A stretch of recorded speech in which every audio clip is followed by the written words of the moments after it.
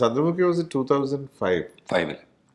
Break ഒക്കെ 94, 95 ആ, ആ സമയത്തൊക്കെ ആയിരുന്നു. 90s, ഏർലി 90s ഞാൻ കുറെ തമിഴ് പടങ്ങൾ ചെയ്തു.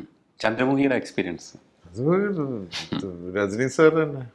ഇപ്പൊ നരേൻ കമൽ സാറിനെ കുറിച്ച് പറഞ്ഞ പോലെ അദ്ദേഹത്തിൻ്റെ കൂടെ ഒക്കെ ഒരു ഫ്രെയിമിൽ ഇങ്ങനെ നിന്ന് നമ്മൾ ഫോട്ടോ എടുക്കില്ലേ സാർ, ഒരു ഫോട്ടോ അതുപോലെയാണ് ഒരു സിനിമയിൽ അദ്ദേഹത്തിന്റെ ഒരു ഫ്രെയിമിൽ വന്നാൽ തന്നെ അതൊരു ഭയങ്കര റെക്കഗ്നിഷൻ ആണ് ഒരു ആക്ടർ. ബിക്കോസ് അങ്ങനത്തെ ഒരു സ്റ്റാർഡം മാത്രമല്ല, I mean he's considered as ഒരു great human being and his following. Tamil സിനിമയിൽ അദ്ദേഹത്തിനുള്ള ഒരു ആരാധകർ എന്ന് പറഞ്ഞാൽ അൺബിലീവബിൾ, അങ്ങനത്തെ ഫാൻസാണ്. അപ്പം എനിക്ക് കിട്ടിയ വലിയൊരു ബ്ലെസ്സിങ് അതിൽ ഒരു ബ്യൂട്ടിഫുൾ സോങ്, എൻ്റെ ഒരു ഡാൻസിങ് സൈഡ് അതിലൂടെ രജനി സാറിന്റെ പ്രസൻസിൽ ചെയ്യാന്ന് പറഞ്ഞാൽ അങ്ങനെയാണ് അത്.